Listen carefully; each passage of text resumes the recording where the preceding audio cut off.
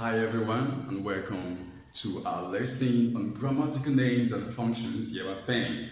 I am Williams at your service. Today we'll be looking at the difference between a phrase and a clause. What's the difference? If you look at the first extract we have here, after the boy, you wonder, is that a phrase or a clause? The second is, after the boy arrived.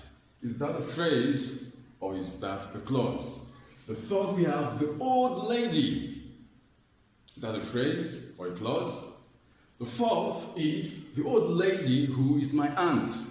Is that a phrase or is that a clause? What makes a phrase different from a clause? Now, to understand the difference between the phrase and the clause, we just have to remember their similarity and their dissimilarity.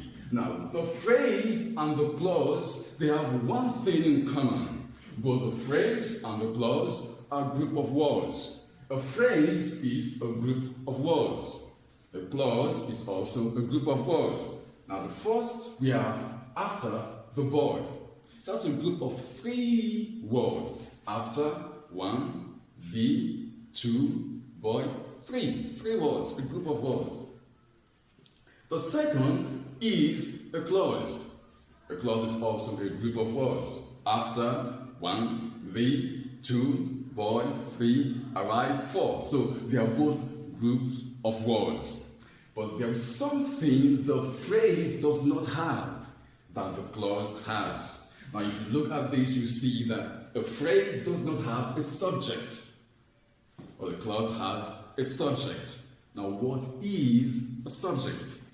A subject could be a noun or a pronoun that performs the action or bears a state of being. Now if you look at the first instance, we have after the boy.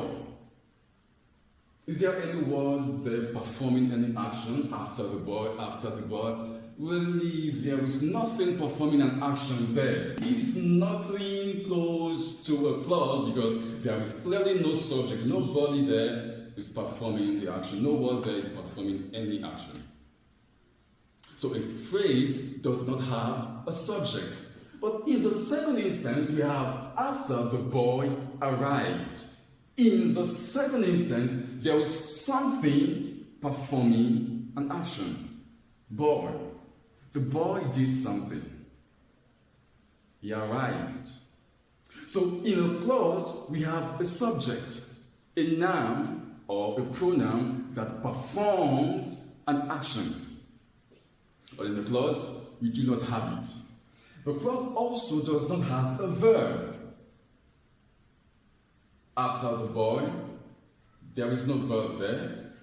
After the boy arrived, there is a verb there. Now, what is a verb?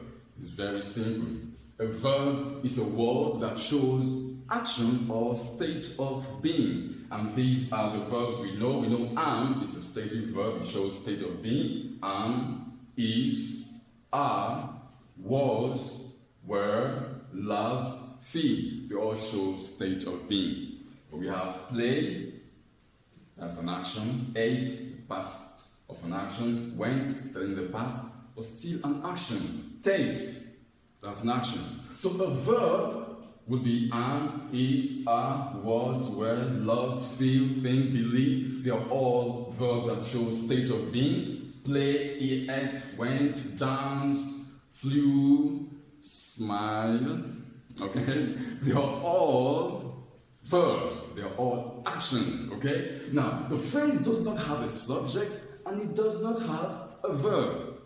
But the clause has a subject and it has a verb. So when you see an expression that has a subject and there is an action word there, it's a clause. If it doesn't have it, then it is a phrase. So in the first instance, we have the boy after the boy.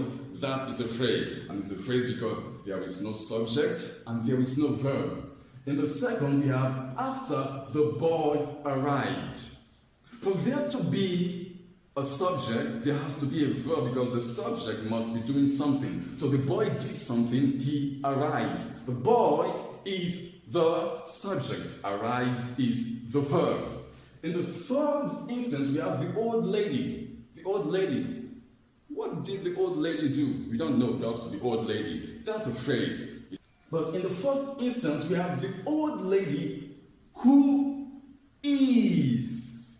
Now, is a verb, a stative verb. It shows state of being. The old lady who is my aunt. Who is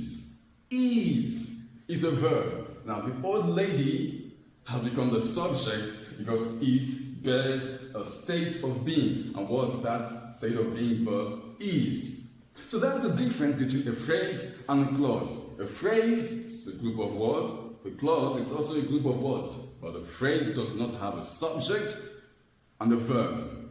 A clause has a subject and a verb.